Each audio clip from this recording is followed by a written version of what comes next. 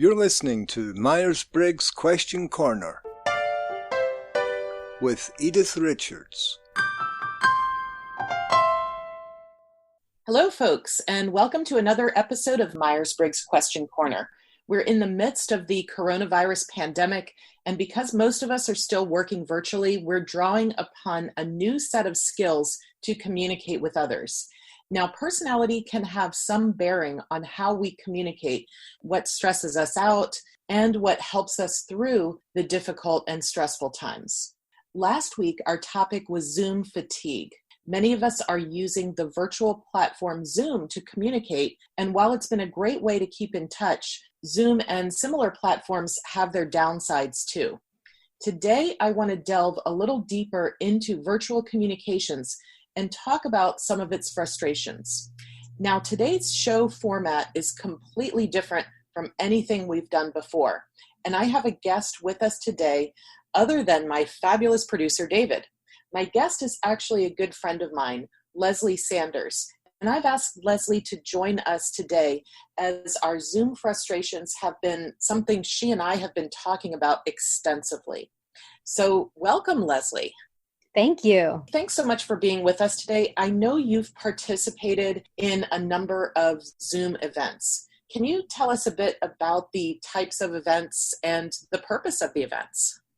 Yes, I am a job seeker, so I have been attending some career workshops in the form of resume workshops, cover letter development, social media profiling, as well as exercise, dance, yoga classes, just for stress relief and to stay in shape during this time. And I've also participated in some social events, such as virtual happy hours or just social discussion groups. That's quite a lot. You're really getting the gamut there of different types of events that you've participated in. So I'm sure you're a pro now as far as Zoom goes, right?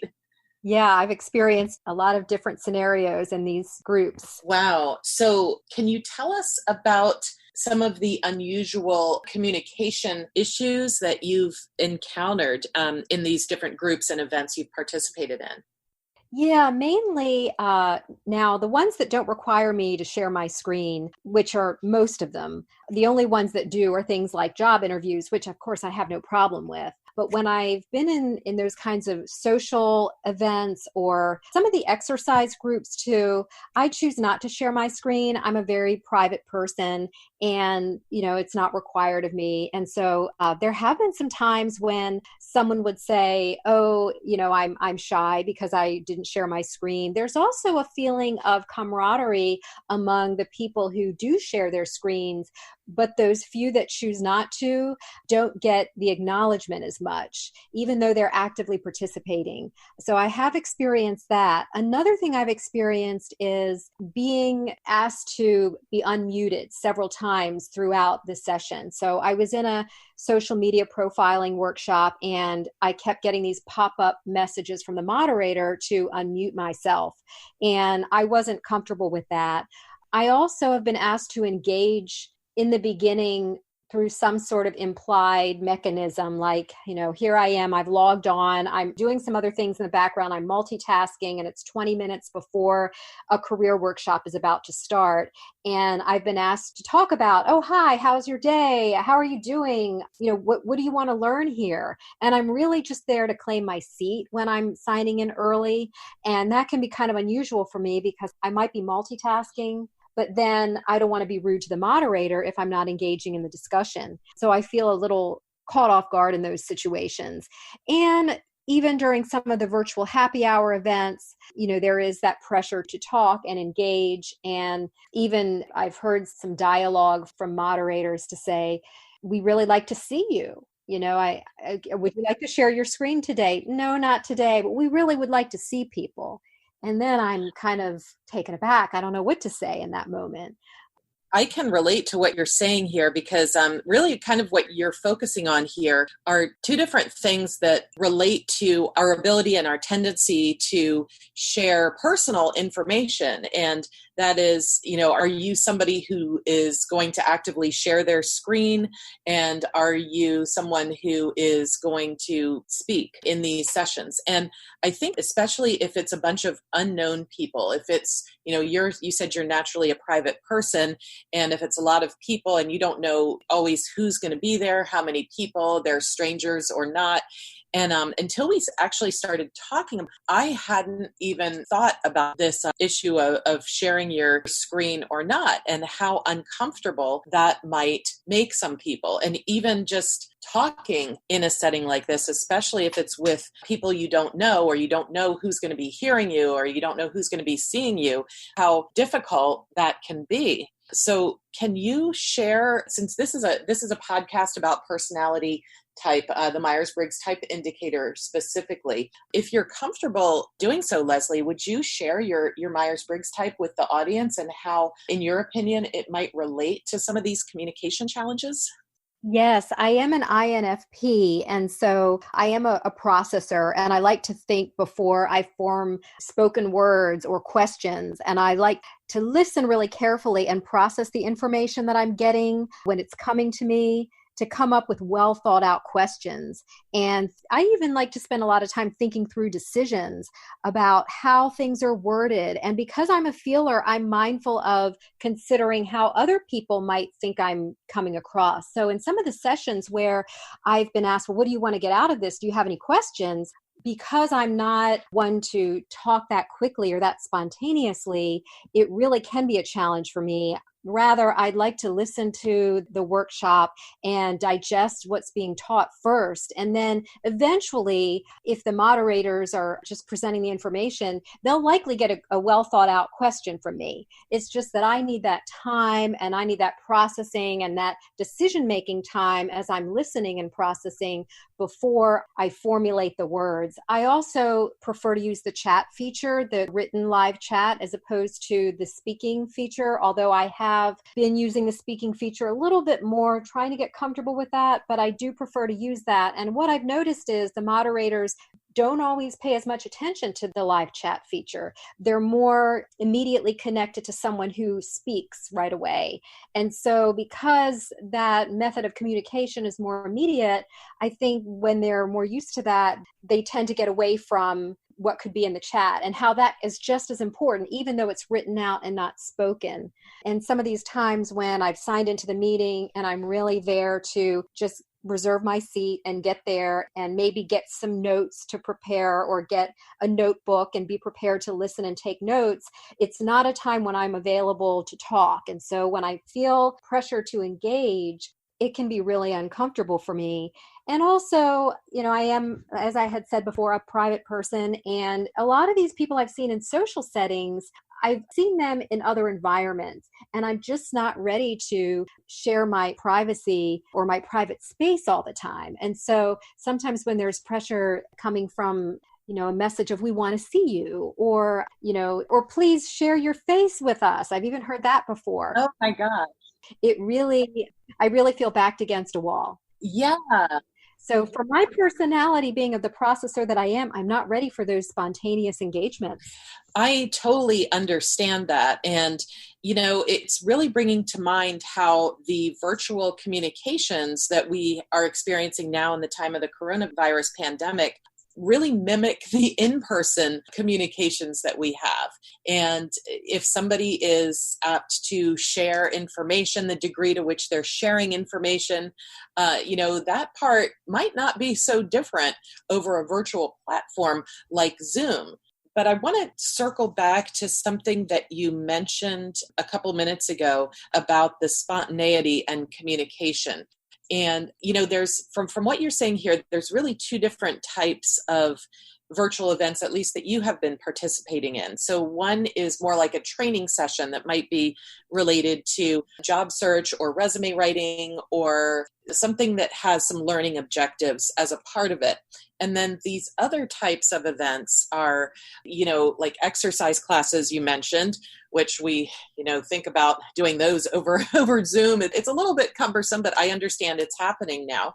And then the virtual happy hours or networking events that may not have a, specified format, or people are just signing on to a link, and the expectation is that you're going to share your screen or you're going to participate, but that expectation isn't always spelled out. Or, in the pre-communications to the event, the moderators or the hosts don't mention that, hey, this is going to be an expectation, or we'd really like for you to share your screens or something like that. Whereas in more of a training session, those expectations might be better stated or more overtly stated, I should say. Would that be fair to say, do you think? Yeah, I think so. Even an email that stipulates this is going to be an interactive session, or please be prepared, come with questions to share. And even if you want to talk to somebody before the webinar, if you sign in early, the moderator may chat with you a little bit so that the person knows what to expect immediately when they sign in. Yeah, I can see how that would be really helpful. So I know in a lot of businesses and networking groups, meetup groups have this added challenge with just the way things are nowadays to keep up engagement and a sense of community over Zoom. So Leslie, these bad experiences that you've had, do you feel like they might keep you from participating in a future event? Do they turn you off to that particular group if they have this expectation to have you share your screen or call you out for being shy? Yeah, there's a reluctance on my part of, should I go back and attend another one of these events, or especially if there's a persistence from the moderator or even other participants in the group. Hey, could you please share your screen, or we want to see you? And if it's constantly trying to unmute me and it's very aggressively done, I'm less likely to ever go back to one of those groups. In fact, I might leave right in the middle of the meeting. And then there's also that feeling of wanting to feel just as included, even though I'm not sharing my screen. And I believe there's a way to do that in the sense that just with the moderator acknowledging there's going to be lots of diversity here and to welcome everyone. And, the people that are asking questions in the chat, those are just as valuable as the ones using the microphone. And so I guess my point is, that there are times when I feel that pressure, and it's a situation that's supposed to be either enlightening or designed to relieve stress in some way, and I'm being made to feel pressured in some way, then I do sort of second guess whatever the group is. Or maybe if it's a particular moderator, let's say it's a yoga instructor, I may decide, okay, maybe I won't want to take a class with this instructor again because she's really wanting me to share my screen. So it does make me take into account those considerations. Well, that's really understandable. And I'm not sure if a lot of the moderators or hosts are really, tuning into this, that, hey, not everybody is comfortable speaking out or sharing their screen. And there is that chat feature there in Zoom. Now, I know from a moderator's point of view, there are a lot of technical issues that the moderators have to be aware of. And sometimes, unfortunately, just because of like what you were saying earlier, in the situation there in the moment, chat might be forgotten about. But that's a testament that, hey, folks, tune into the chat feature here. There are some questions that are being asked that are absolutely relevant to what we're talking about today. So you mentioned there that the moderators could pay more attention to the chat feature, and that might help with the engagement. Are there any other thoughts that you have that could make virtual events more enjoyable for you? Yeah, and on that note, having someone additional, maybe an assistant there in the chat to help communicate to the moderator so that they don't forget to acknowledge those chat questions may be helpful. Also, the moderators, in addition to stipulating any expectations in the email for interaction, that would be helpful. And also, they will know their audience. So what I've noticed is at the beginning of these sessions, if I sign in really early, I think for some moderators, there's that need to want to engage, and it could be from that desperate need for us to want to socialize in the climate we're living in right now. And what they can do maybe beforehand is if they're logged on and everything is working perfect technologically and people are starting to sign in early, maybe taking some notes beforehand, finding ways to discharge that nervous energy, even muting yourself and making a social call if you feel that need to socialize. Once the webinar gets underway, you'll know who the active participants are. And actually, I think the more you get to know your audience and who your extroverts are, eventually everybody's going to participate a little bit, little by little, and just to trust the process that it's going to unfold and that you don't have to force people to engage.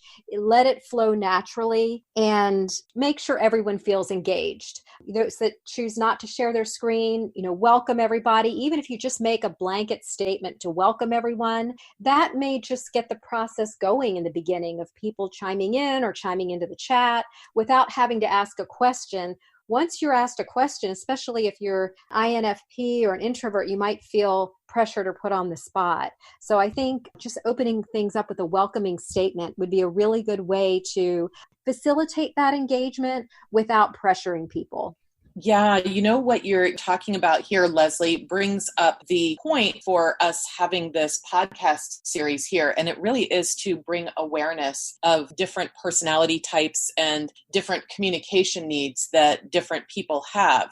And it goes to a theme that we've been talking about since we put this podcast together, which is just because this is my need to share or my need to behave in a certain way doesn't mean that it's the same as someone else's. It could, in fact, like what you're saying here, be a complete and utter turnoff to another person and cause them not to engage with you further. And ultimately, that can affect a business, affect relationships in a negative way. So it really is something that we all need to be mindful of and try to, as I say, flex to the other person as much as possible.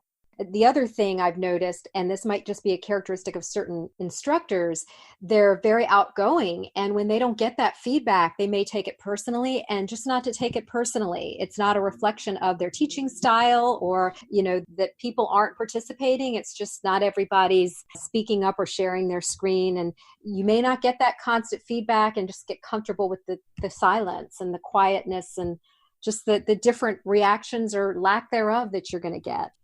Yeah, well said here. And the more that we start to understand our own natural style, the easier that's going to be. Unfortunately, a lot of people don't pause to think about that. They don't pause to think about, hey, here's how I'm behaving. Here's what this might look like to other people. Wow, I need to be mindful of this behavior. And you're right, it doesn't have to be personal, but certain personality types are going to be more apt to take things personally than others. But we all have things, let's face it, we all have things we've got to work on with ourselves. And, for better or for worse, Zoom communications and virtual communications are going to be here to stay probably for quite a while going forward. So in that regard, Leslie, what has been helpful for you in this time that we're living in terms of virtual communications? Well, noticing how other people are communicating on Zoom that may be similar to myself. For example, one gentleman had signed into a social media profiling workshop I was on the other day, and immediately when he signed in, which was about 30 minutes into the webinar, the moderator asked, "Do you have any questions?" right away. And he said, "Well, I really just want to listen for right now." And it's okay to say that. It's okay to be assertive in those situations. I was also asked, "Would you like to share your screen?" And I've made it clear to the moderator, not today. My personal preference is just to have a picture of myself or a frozen picture here and just leave it at that. Also, restate my purpose if it's necessary. I'm here to gather some knowledge and information, not being afraid to say what you're comfortable doing or, what your preference is if you're not required to share your screen or if you're entitled to that privacy. And also when I get those pop-ups to unmute myself, making sure that I say no, that I want to keep myself muted, and where appropriate, giving feedback at the end of these meetings to whoever the organizer was, just to make sure that they can make them better and make them better for other people with similar personality types. So yeah, I found those strategies to be helpful. Yes, stating your boundaries and being assertive is really important. Yeah. So this has really been an enlightening conversation, and I hope that the folks tuning in who are participating in Zoom meetings, if you can relate to some of what Leslie was talking about, especially regarding muting and unmuting yourself and sharing your screen and just general privacy concerns, I hope that you all can possibly relate to that and be validated by some of what Leslie is saying here. And for folks tuning in who are leading meetings, it's just another gentle nudge to be mindful of different personality types and how you may be engaging them, paying attention to the chat feature, just making sure that you're setting the expectations early and being inclusive of everyone. So, Leslie, thank you so much for sharing your experiences with us. Anything that you'd like to add before we say goodbye to you? Just not being afraid to speak up in these sessions and realizing there are going to be different personalities communicating with you as a participant.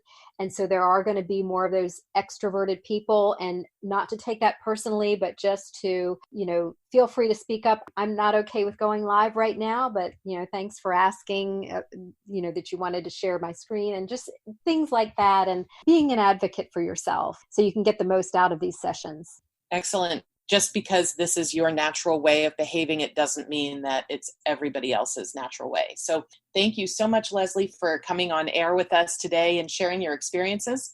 And to our listeners, we really appreciate you tuning in to another episode of Myers-Briggs Question Corner. Please do us a favor. If you liked this episode, give us a share on social media, and be sure to subscribe to us on your favorite podcast platform. Last but not least, if you have a question you'd like me to answer on air, please email me at Edythe, that's Edythe, at atopcareer.com. I'd love to feature your question on an upcoming episode. I'm Edythe Richards, career counselor and founder of atopcareer.com, signing off. Until next time. Thanks for listening to this episode. If you'd like to hear more, or you'd like to submit a question yourself, then you can find us at www.atopcareer.com. Until next time. MBTI and Myers-Briggs are registered trademarks of the MBTI Trust.